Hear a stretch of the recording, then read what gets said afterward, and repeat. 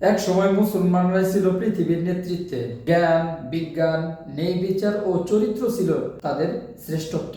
কিন্তু কেন আজ আমরা মুসলমানরা অধঃপতনের পথে চলতেছি? কারণ আমরা কোরআনকে শুধু তেলাওয়াতের মধ্যে সীমাবদ্ধ রেখেছি, জীবনে কখনো বাস্তবায়ন করার চিন্তাও করি না।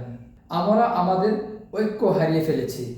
দলাদলি, হিংসা, বিদ্বেষ এইসবের মধ্যে আমরা মুসলমানরা জড়িত হয়ে গেছি। আমরা নামাজ পড়ি, কিন্তু আমরা আমাদের চরিত্রকে কখনোই গঠন করার চিন্তা ভাবনা করি না।